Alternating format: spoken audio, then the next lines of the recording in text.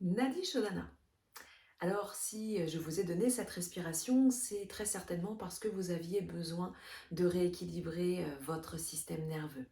Effectivement, Nadi Shodhana, c'est la respiration alternée.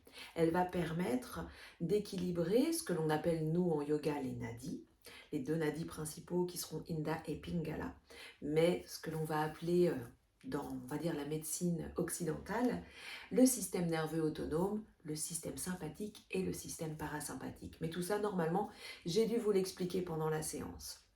Nous allons donc pratiquer ce Nadi Shodhana ensemble afin que vous puissiez ensuite le faire en toute autonomie. Nadi Shodhana peut se faire de deux manières. Il va falloir boucher nos narines de manière alternée. On peut le faire d'une façon très simple en utilisant nos deux doigts, pouce et index, et en venant uniquement boucher et déboucher les narines. Mais on peut également le faire avec un mudra qui s'appelle Vishnu Mudra. Ce serait peut-être un petit peu long à vous expliquer le pourquoi de ce mudra. Sachez juste que chacun de nos doigts représente un des 5 éléments qui est présent dans l'univers et à l'intérieur de nous.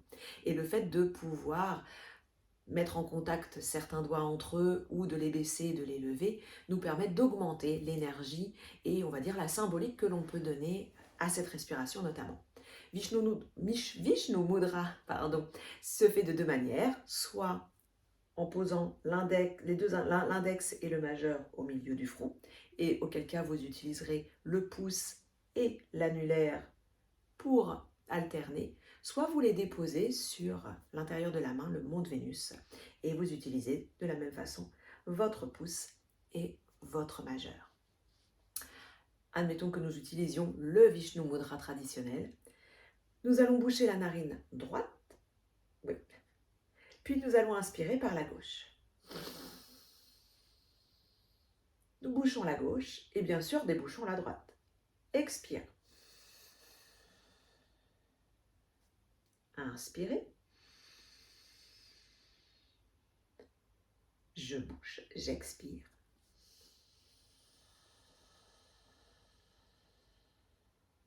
Je réinspire.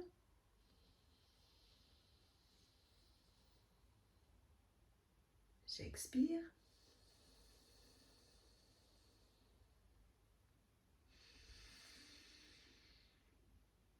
J'expire. Vous faites le nombre de cycles que vous souhaitez. Il n'y a pas de nombre défini.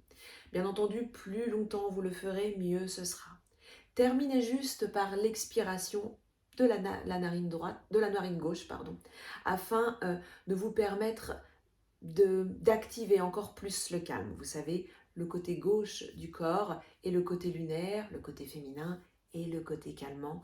Et donc cela envoie à votre système nerveux le bon petit message. Voilà, j'espère que cette respiration vous aidera. N'oubliez pas qu'elle n'est utile que si l'on s'en sert.